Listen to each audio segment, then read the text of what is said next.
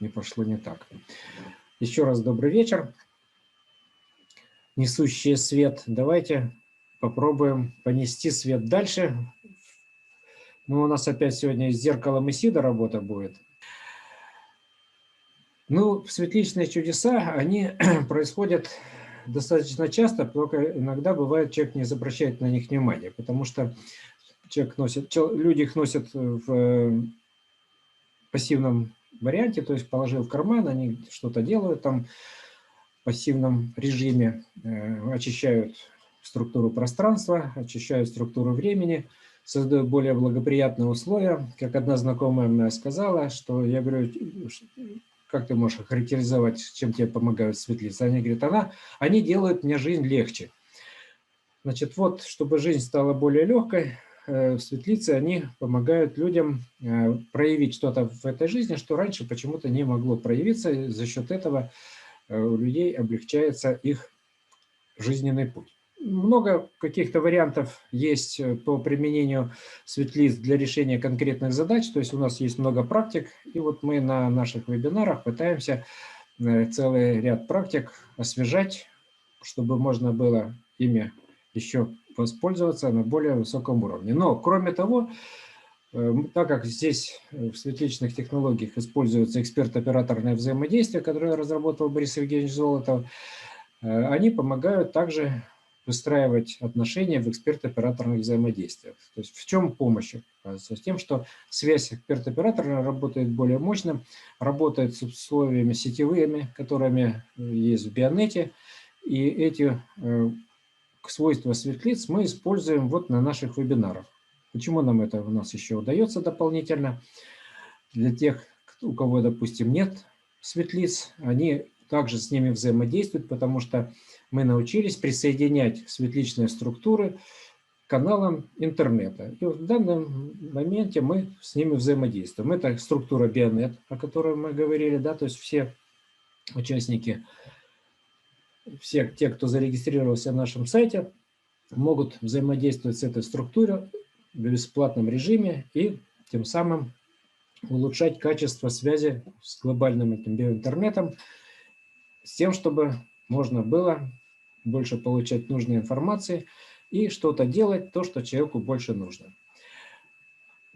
Что еще можем использовать? Ну, во-первых, здесь еще у нас присоединена, опять же, структура Вея, мы с ней сейчас тоже взаимодействуем. Эта структура нам помогает те ошибки, которые мы набрали, как искажения, убирать и восстанавливать нашу структуру. Их убирать вообще, как бы вот с ними разъединяться в многомерных пространствах, или их интегрировать в свою структуру для того, чтобы можно было полезное качество, которое они несут, использовать для себя.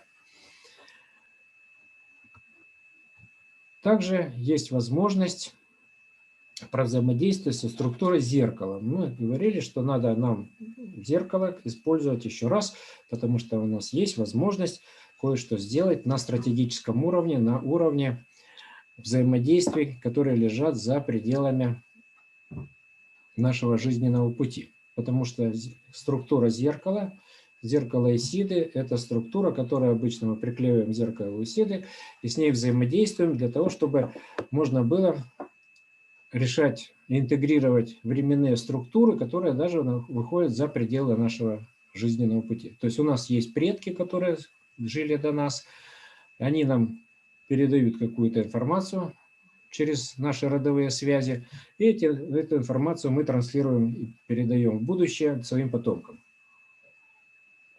Зеркало помогает интегрировать вот эти временные ряды в единое целое, и с ним можно работать также со своим родом. Поэтому получить поддержку рода как некое чудесное взаимодействие, которое нам необходимо для нашей жизни, структура зеркала Исиды нам в этом помогает.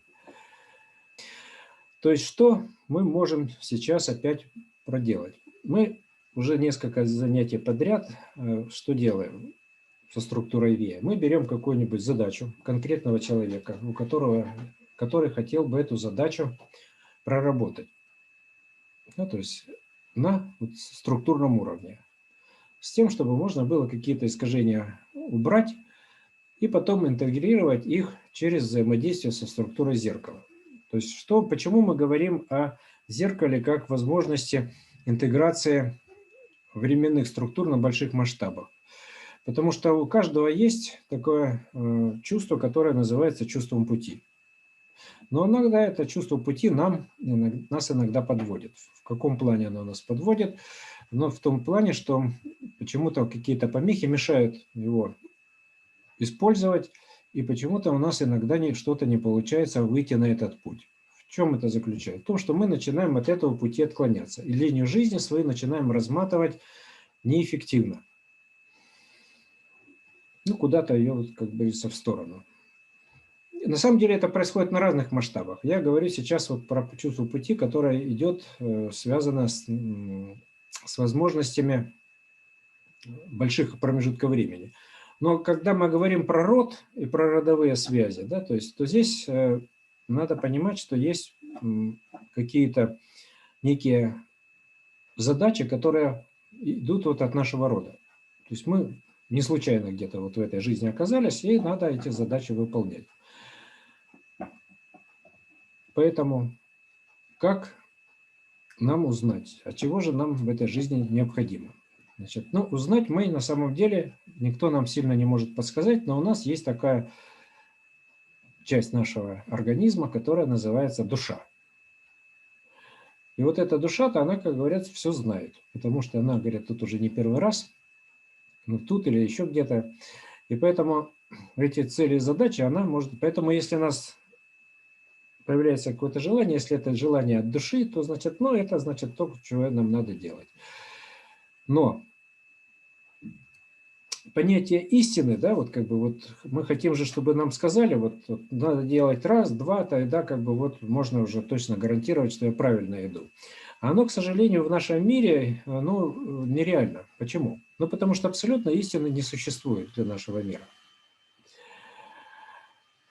Вернее, она существует, но как бы она, когда сюда проецируется в наш мир, она перестает быть однозначной.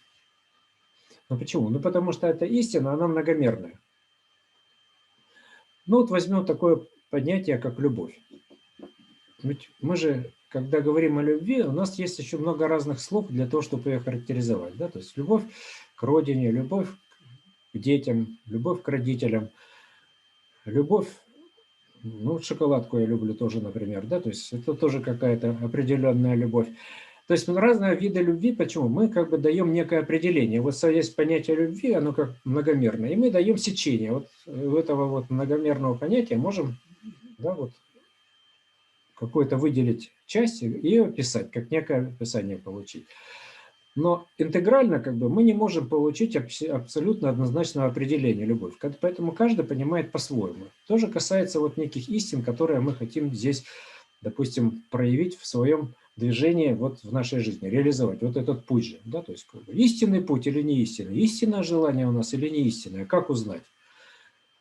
А узнать только можно на чувственном уровне. То есть если мы будем пытаться давать определение, мы, к сожалению, уйдем от истинного этого пути и начнем куда-то вот смещаться в другую сторону. Потому что есть некая дельта сноса, которая обязательно будет. Почему? Потому что мы пытаемся облечь в слова. У слов есть определенный смысл. Да? То есть этот смысл, он опять же может быть многомерным. Если мы сюда его проецируем, мы получаем некую проекцию. То есть, да, и одного и того же слова может быть много разных значений. И смотря какое значение мы используем, мы это слово можем интерпретировать по-разному. Поэтому мы будем рассматривать на самом деле сейчас задачи, которые перед нами стоят, ну, с точки зрения не только вот задачи текущего уровня, но и с точки зрения времени. С точки зрения времени, опять же, когда это могла задача возникнуть, что она может нести в будущем. Поэтому если кто хочет этот вопрос проработать, то мы можем этот какой-нибудь вопросик взять и рассмотреть. Пока вы думаете над своим вопросом, я еще проясню по поводу зеркала. Значит, в зеркало есть вот здесь стекло, да, то есть как оно работает. Стекло это 4 миллиметра, поэтому все как бы вот ставят перед собой зеркало, и оно взаимодействие, там даже нет карточки у вас такой, да, вот такая замечательная карточка, которая называется зеркало Исиды. которая модифицирует это стекло, создает оптически активную среду. Для чего? Для того, чтобы в этой среде можно было восстановить тот свет, который идет у нас из глаз. Мы его восстанавливаем и можем, настроившись на этот свет, настроиться через него на свою собственную душу, да, и прочувствовать, что же нам действительно надо, как нам себя надо вести, или поставить какие-то задачи, или как-то еще задать какие-то вопросы. И на уровне вот ощущений попытаться взаимодействовать с этим зеркалом, как системой, которая объединяет нас с нашими родовыми системами. Но мы здесь находимся как такой перекресток на самом деле. Да? У нас есть одна родовая линия связана с нашей душой, а другая родовая линия связана с нашим телом. То есть вот, по родовой линии, связанной с телом, у нас есть предки, это наши родители, их родители и так далее, бабушки, прабабушки и то, что уходит в прошлое.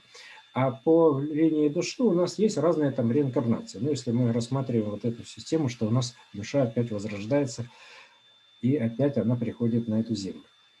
То же самое касается и в будущего, да, то есть у нас есть наши потомки, которые у нас могут быть, но не у всех они могут быть, например, да, то есть может у кого-то их нет. Но тем не менее у нас есть еще вот некие реинкарнации, которые в будущем будут нам, наше новое воплощение в том виде, в каком мы заслужим, как говорит, пел Высоцкий, если туп как дерево, то будешь баобабом. То станешь баобабом, и будешь баобабом 1000 лет, пока помрешь.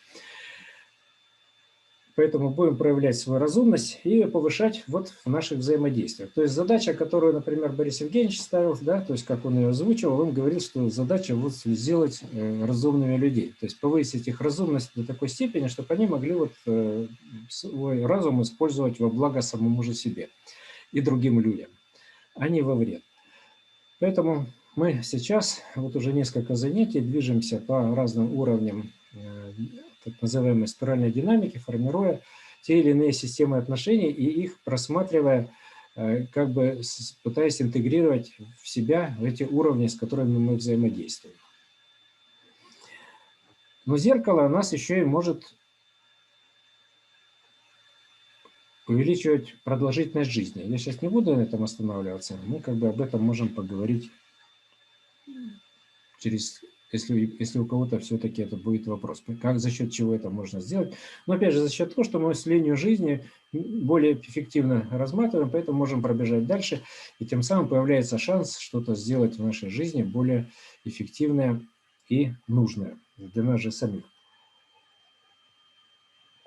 Значит, но есть вот как раз вот эта вот родовая поддержка, которая нам необходима, да, то есть с одной стороны. Но с другой стороны есть какие-то хвосты, которые тянутся из рода в род, из поколения в поколение, которые не проявляются вот в жизни каждого. Но что хочется сказать, что вот эти вот родовые хвосты, это не наши убеждения, они сформировались. Вот такая есть, ну, не анекдот, может быть, это анекдот, а может быть, это эксперимент, который действительно проводились, говорят, вот берут клетку с обезьянами.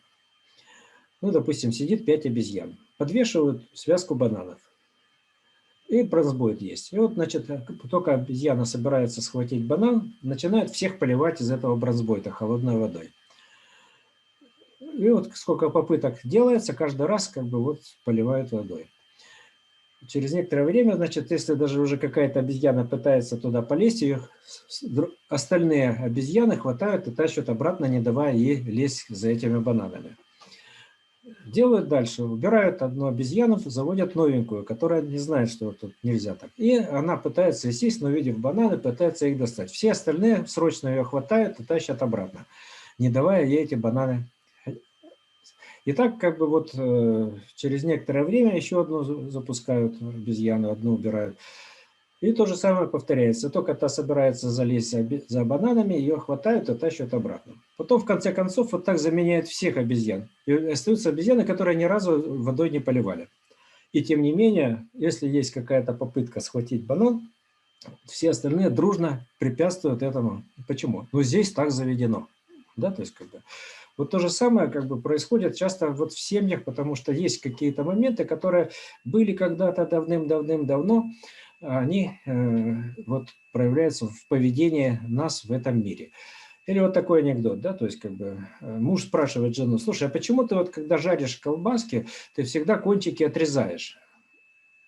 Ну, говорит, ну не знаю, моя мама всегда так делала. Ну, пойдем маму спросим. Стали маму спрашивать. Почему ты? Да не знаю, говорит, моя мама тоже так делала, то есть также кончики отрезала. Вот. Ну, пошли спрашивать ее маму, бабушку. Бабушка говорит, ну как, вот моя мама так же делала, я вот поэтому отрезаю.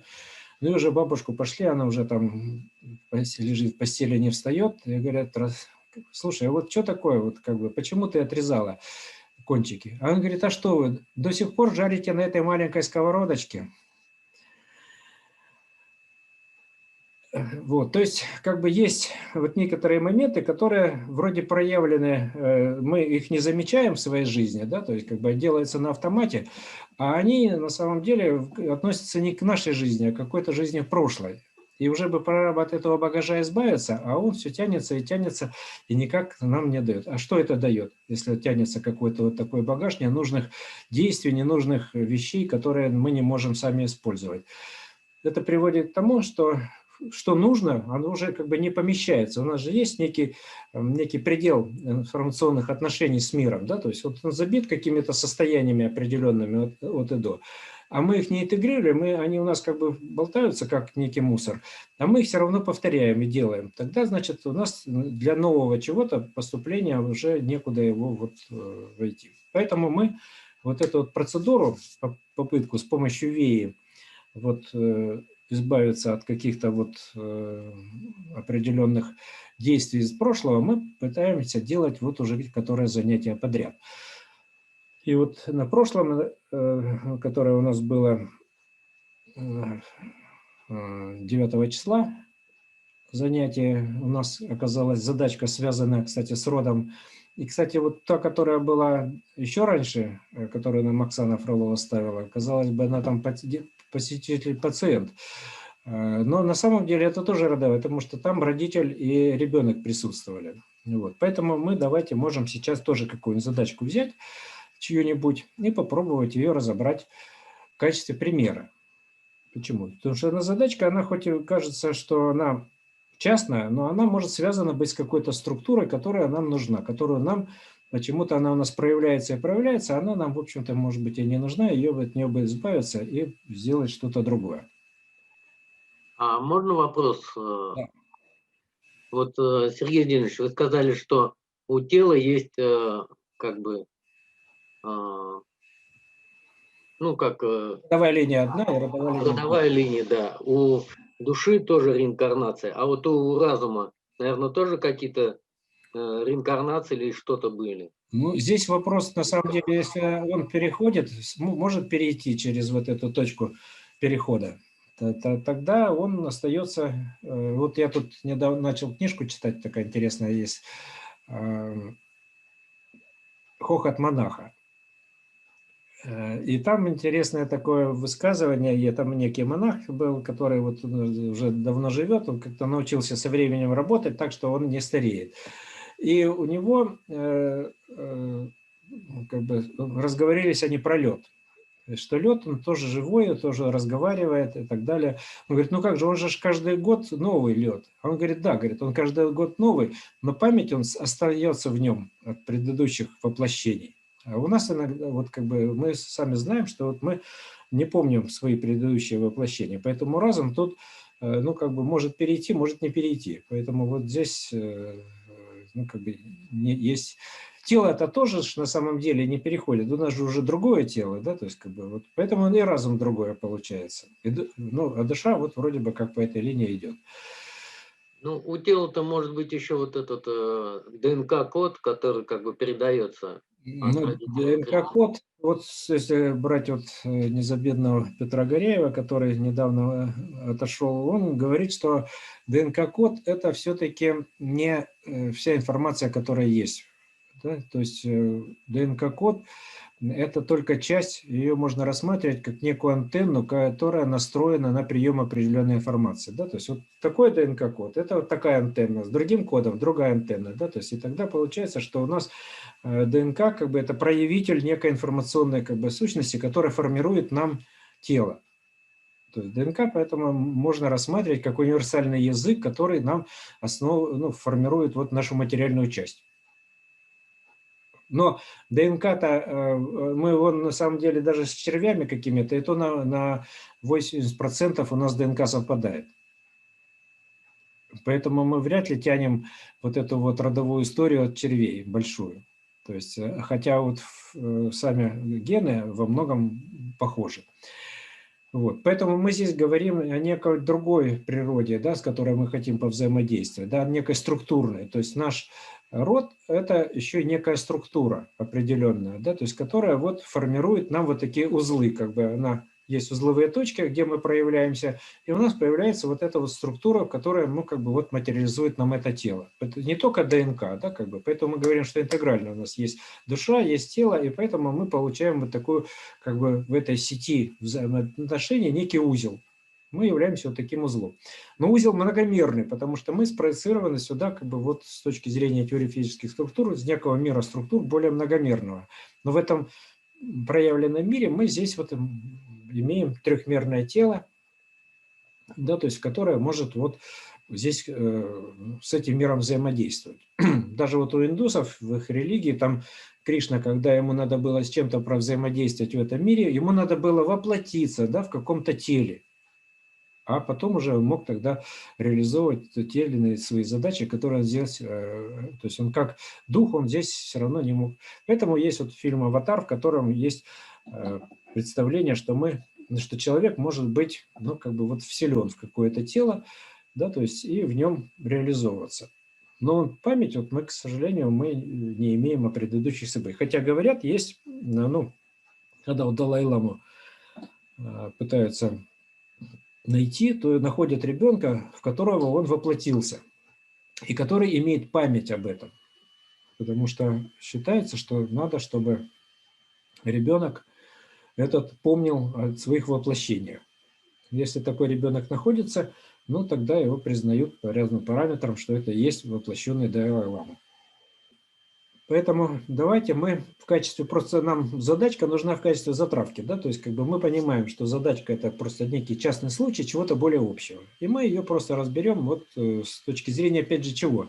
С точки зрения различных моментов, которые для нас важны, как разные позиции, которые мы относительно этой задачи можем занимать. То есть у нас есть, допустим, постановщик задачи. Он говорит, вот такая проблема у меня есть, вот как бы я вот как-то не понимаю, как с ней быть.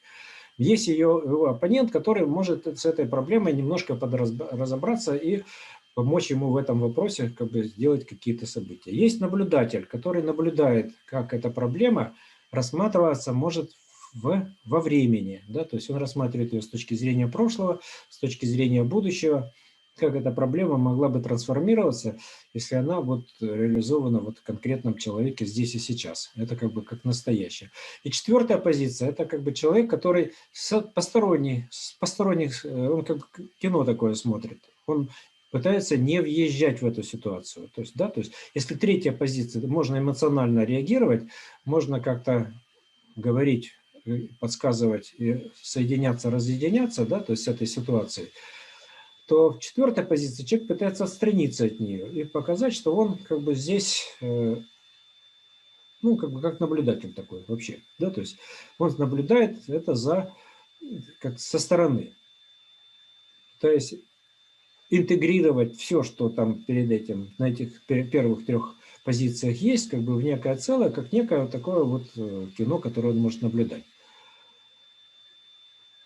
Есть вопросы? А потом будем переходить, то есть первый и второй могут меняться, потом первый сменяется с третьим, четвертым и так далее. Вот. Поэтому есть шанс вот взять и проговорить что-нибудь.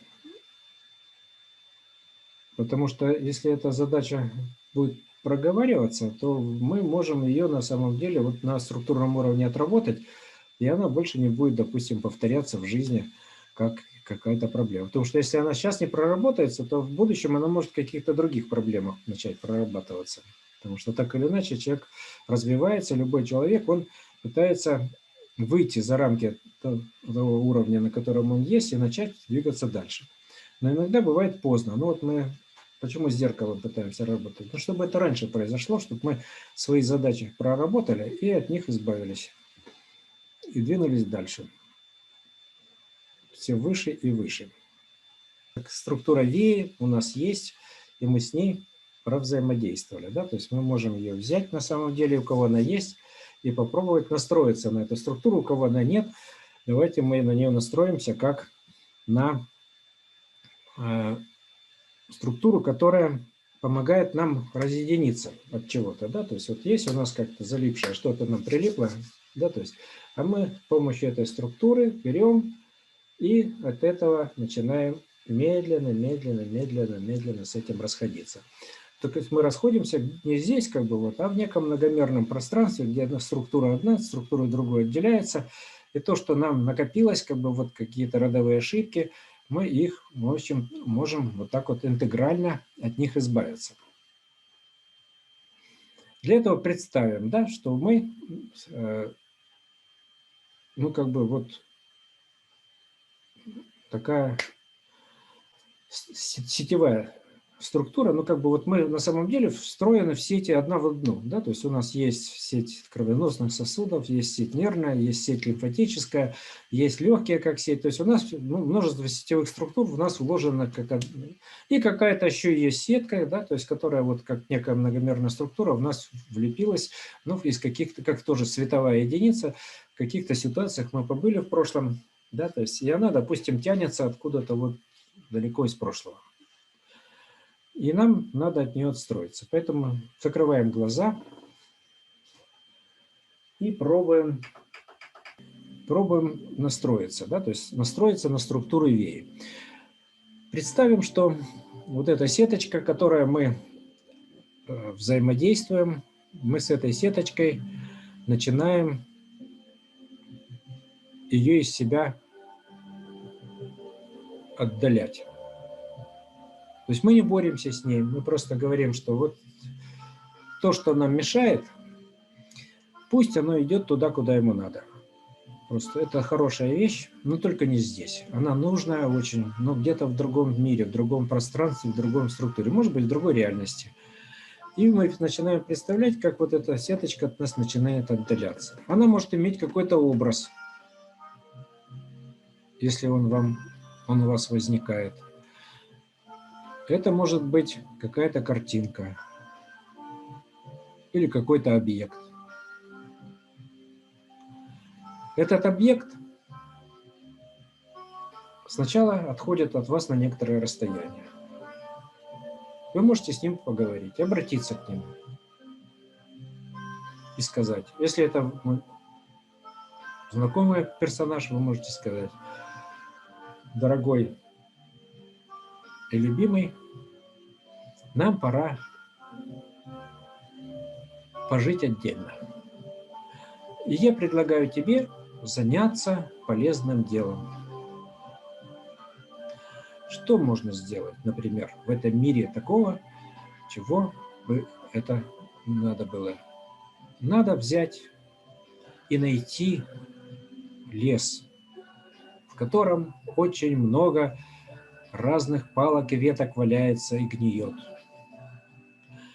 Этот лес очень загрязненный, поэтому много всяких паразитов в этом лесу накопилось. Поэтому предлагаю тебе взять и пойти почистить этот лес, заняться нужным делом. Зачем нам с тобой вот тут друг другу мешать?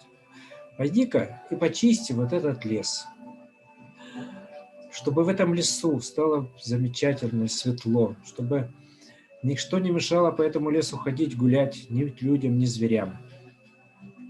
Чтобы глаз радовался, когда заходишь в этот лес. А когда этот лес будет вычищен, надо посмотреть, может быть, тут рядом еще другие леса есть, которые надо почистить. Займись Займись, почисти эти леса, которые тут рядом. И у тебя появится возможность что-то хорошее и нужное сделать для этого мира. Ты можешь отправиться не только рядом, где здесь есть такие леса, но и такие же леса есть и в других местах нашей страны, нашей планеты. И во всех этих лесах нужен порядок, нужно навести чистоту. И я думаю, что когда ты наведешь чистоту во всех лесах, ты поймешь, куда тебе надо дальше двигаться, в какой мир, в какие дали прекрасного далека.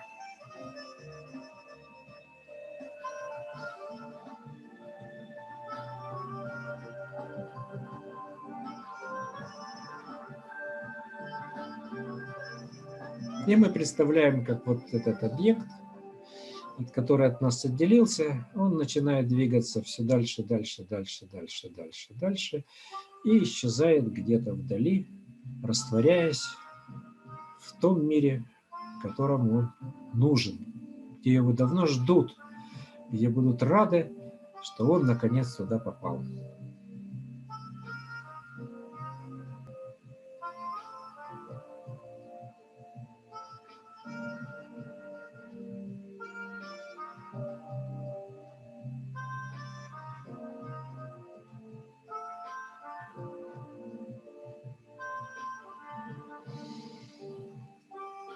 Ну вот, давайте откроем глазки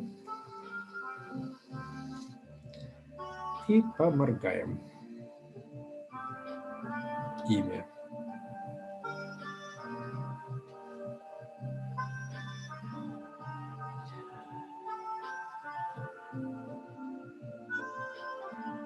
А теперь давайте попробуем взглянуть себе в глаза.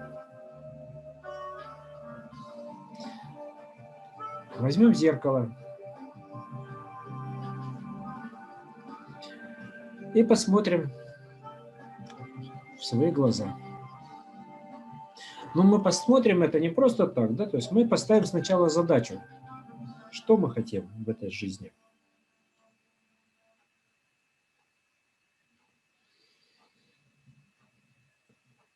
Что нам необходимо? Куда мы стремимся? Мы хотим что-то для себя сотворить замечательное, ну, например, достичь какого-то отличного уровня развития. Или мы хотим что-то вот для мира сделать полезного и нужного. Вот. Попробуем понять, насколько нам это наше желание истинное и насколько мы с ним близки, насколько оно нам ложится на душу. Поэтому берем зеркало и начинаем в него смотреть себе прямо в глаза. А зеркало это у нас про взаимодействие со структурой зеркала Исиды, которая у нас транслируется через этот канал Zoom. Поэтому мы спокойно его уже подзарядили, пока мы тут разговаривали, уже почти целый час, оно у нас уже заряженное. Вот. И теперь мы начинаем смотреть. У нас из глаз идут биолазерные лучи, которые касаются нашего лица. И мы поэтому настраиваемся на свой этот свет и начинаем этими лучиками касаться своего лица в разных точечках. И от того, что мы касаемся лица своими лучиками, лицо начинает реагировать.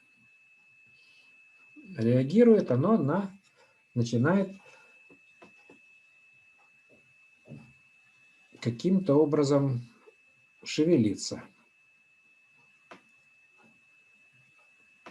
И мы как бы вот одновременно и операторы, и эксперты. Мы операторно своими лучами касаемся собственного лица и экспертно начинаем на него, на этот собственный свет реагировать тем, что мы начинаем делать какие-то движения различными мышцами нашего лица. То есть тем самым снимая маску тех состояний, которые мы набрали, играя те или иные ролевые игры в этом мире. Ну, давайте поиграем теперь своим лицом, своей наличностью, скажем так, потому что переходим на лица, а если у нас наличность будет красивая, на эту наличность будет наличность приходить в нужных количествах.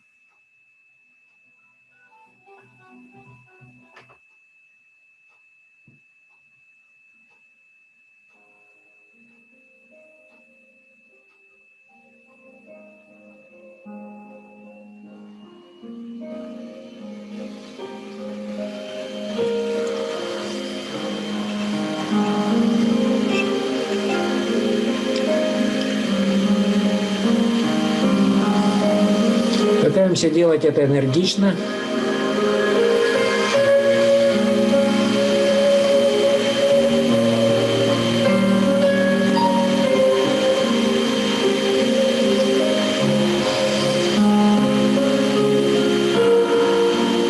И чувствуем, что у нас лицо начинает оживать, и гореть, и светиться.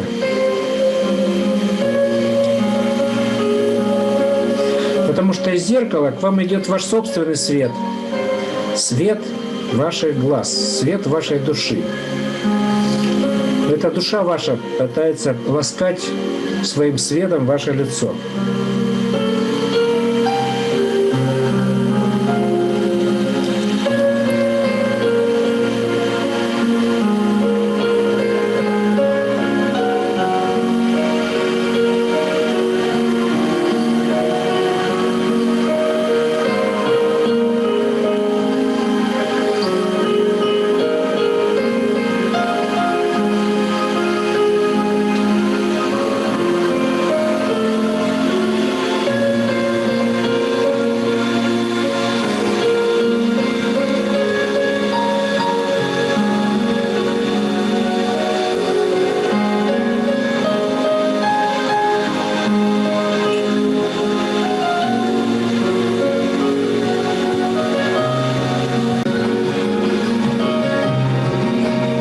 Попробуем глубже взглянуть себе в глаза.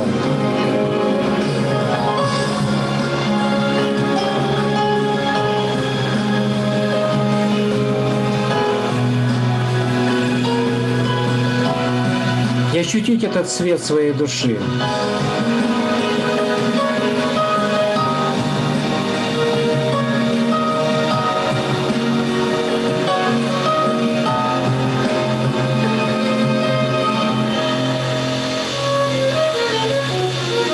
Почувствовать, что это глаза самого любимого существа.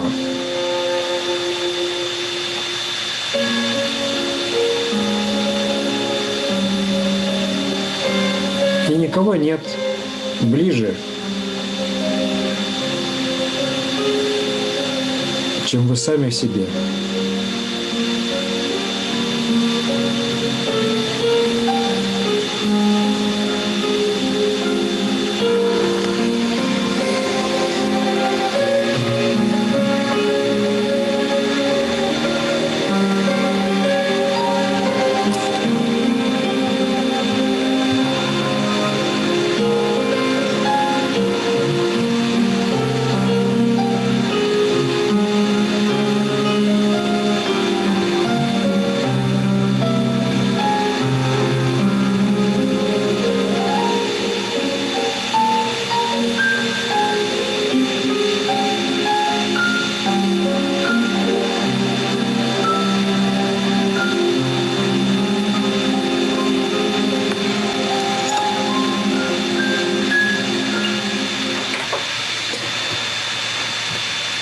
Вот, настроились на себя, на свою собственную душу, на свои желания. А теперь давайте пойдем в прошлое. Под ту же самую мелодию.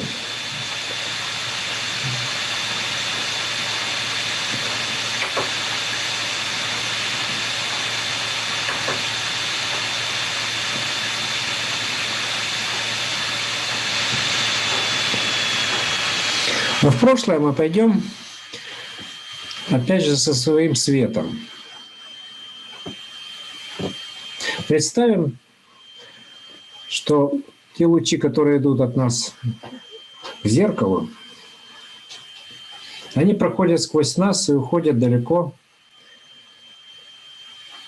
в прошлое. И свет этот, эти лучи идут, а там встречаются наши предки. Эти предки, как такие бусинки на этих лучиках. И этих лучиков, чем дальше туда в прошлое, тем больше, больше, больше. И чем дальше в прошлое, тем мы видим, что из этих бусинок становится не только больше, но они становятся, может быть, разных цветов. И они образуют такую сеточку тоже. Сеточку, возможно, не только плоскую, но и объемную. И как разные огоньки, они вам светят оттуда.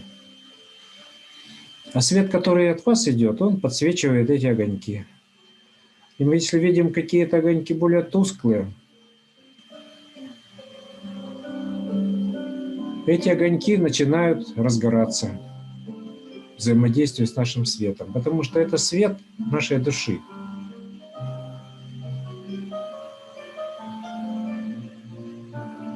И наши предки, они жили своей жизнью, любили, радовались, как могли.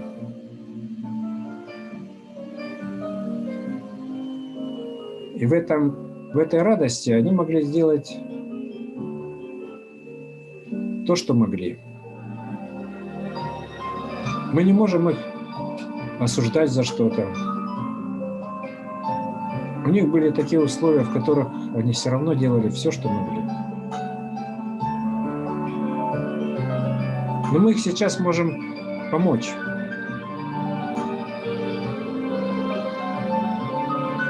У них были тоже разные сложные ситуации.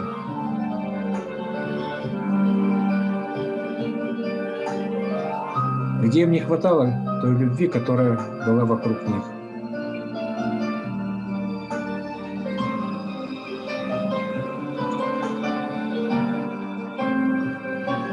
Поэтому эту любовь мы можем сейчас им передать.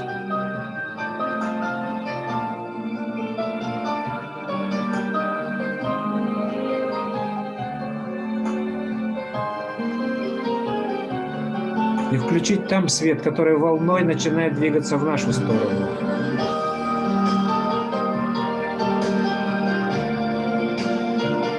И все больше и больше огоньков разгорается в вашей прошлой сети. И все больше яркая волна света из прошлого начинает идти к вам.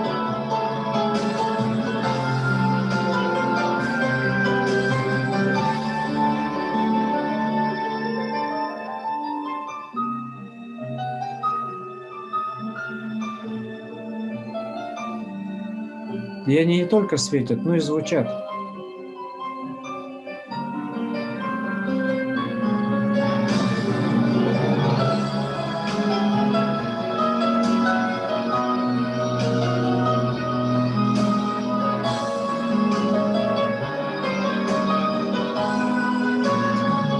Этот свет и звук заполняет все пространство вокруг вас.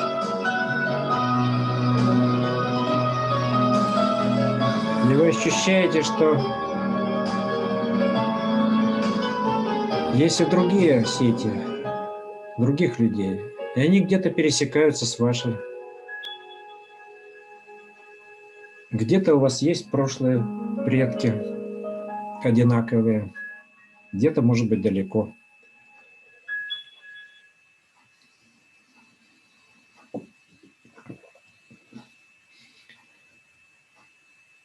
Это начинает быть единой симфонией сети всех людей. Светомузыка. Вот, давайте вернемся из прошлого в настоящее. Поблагодарим предков за поддержку. А теперь мы отправимся в будущее. Но будущее у нас многовариантное. У нас много разных там вариантов будущего есть. И в этом будущем у нас тоже есть какие-то потомки, какие-то воплощения, какие-то новые состояния. И с этим будущим мы тоже можем повзаимодействовать. Если помните, мы дарили даже подарки из будущего друг другу, себе. Поэтому мы сейчас попробуем в этом будущем подвигаться.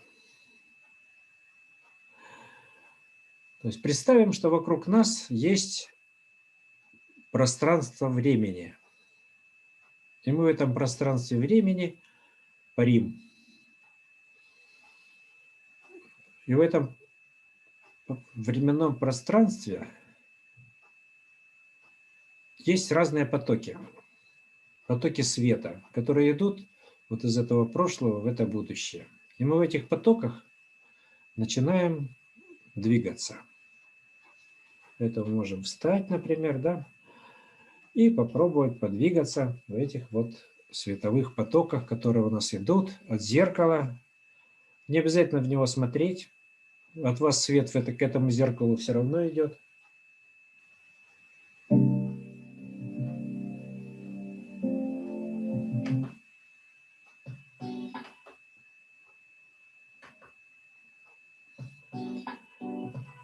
Поэтому встаем и начинаем перед зеркалом двигаться, ощущая световые потоки, которые нас влекут в будущее, которые мы проявляем в настоящем, потому что это самое, что ни на есть настоящее. Настоящее.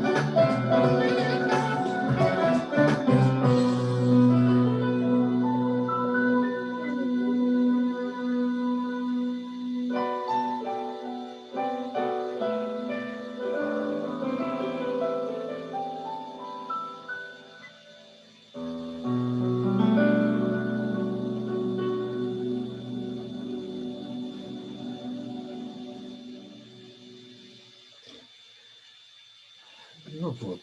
Возвращаемся опять в настоящее. Из путешествия на машине времени зеркального будущего.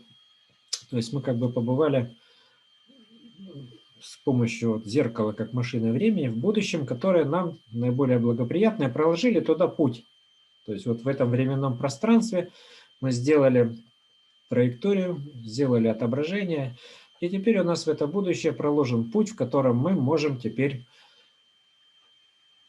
с ним взаимодействовать. То есть мы можем оттуда получать знания, которые нам пригодятся в этой жизни, чтобы мы могли настроиться, да, вот опять же, на свои собственные истинные желания. И эта истинность нас вела уже как чувство пути вот в нужном направлении. Ну, давайте, ну, потихоньку, видите, у нас как бы выкристаллизовываются какие-то моменты, связанные с тем, что мы не можем сразу все как бы охватить все вопросы. Но вот понятно, что у нас есть определенная преемственность, не каждый у нас вебинар сам по себе, да, то есть, а есть определенные наработки, которые как бы переходят из одного вебинара в другой, и разворачиваются какие-то определенные структуры, которые мы, ну, могут использоваться вот более широко, чем просто для решения каких-то личных задач. Хотя мы на каждый вебинар просим каждому формулировать свою личную задачу, потому что объединение вот этих задач на какую-то общую структуру, которая бы могла быть не только вот как бы нужная для участников, а и для более широкого круга людей, ну, потихоньку эта вот возможность у нас начинает проявляться в этих вот наших связях, в этих отношениях, тем более нарабатывается определенный опыт взаимодействий. И плюс еще вот включаются те структуры, которые мы присоединяем к этому каналу, они тоже активно вливаются вот в общее дело и создают условия для более эффективного нашего взаимодействия. Вот. Поэтому вот тут Наталья тоже написала, что у нас чудо чудное, диво дивное, мы привыкли к чудесам, мы не замечаем их, а они происходят с нами, с окружающим нас пространством и людьми. Да, поэтому, когда вот начинаешь присматриваться, какие-то моменты вдруг раз начинают происходить, и понимаешь, что да, как-то раньше на это не обращал внимания, а вдруг оно вот начало проявляться в каких-то вроде бы мелочах сначала. Но эти мелочи, они постепенно вкладываются совершенно в другую картину, которая вот начинает открываться в новых взаимодействиях. Так, ну что ж, еще раз, значит, поздравляю наших победителей и всех участников нашего конкурса, поздравляю всех участников нашего сегодняшнего вебинара. Вот, поэтому давайте поем песенку. Ку, ку, Бай. бай-бай. Бай-бай. До новых встреч. До новых встреч. Благодарю всех. Ку-ку.